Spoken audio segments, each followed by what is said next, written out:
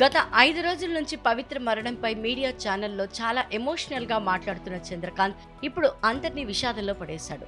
తన ప్రేయసి లేదన్న బాధ భరించలేక తాను కూడా సూసైడ్ చేసుకున్నాడు. అందరినీ షాక్కు గురిచేశాడు. ఇక ఆక్రమణలోని చందు వాట్సాప్ చాట్ నెట్టిట లీక్ అయింది. ఆ చాట్లోనూ తన ప్రేయసి పవిత్ర మరణం గురించే తల్లడిల్లిపోతూ తన ఫ్రెండ్స్కు మెసేజ్లు పెట్టడం ఇప్పుడు అందరినీ ఏడిపిస్తోంది.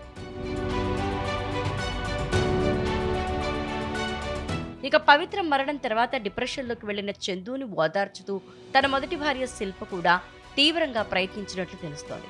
ఆమెకు తోడు చందు ఫ్రెండ్స్ కూడా వాట్సాప్ చాట్లో తనను ఓదార్చే ప్రయత్నం చేశారు. అందుకు సంబంధించిన వాట్సాప్ చాట్ ఇప్పుడు బయటకు వచ్చింది.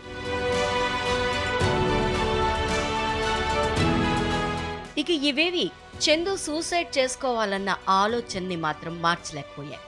ఇక నేను ఉండలేను అంటూ తన ఫ్రెండ్స్తో పదే పదే చెప్పాడు. తాను పిచ్చోడైపోతున్నానంటూ వెళ్లిపోవడమే కరెక్ట్ అంటూ వారితో చాట్ చేశాడు. వారికి చెప్పినట్లే అల్కాపూర్ కాలనీలో ఉన్న తన ఇంట్లో ఉరివేసుకుని బలవన్మరణానికి పాల్పడ్డాడు. ఇప్పుడు స్నేహితులంతా తమతో చేసిన చాటింగ్ మెసేజ్లను పోలీసులకు అందజేస్తున్నారు. వాటి ఆధారంగా విచారణ చేస్తున్నట్లు తెలుస్తోంది.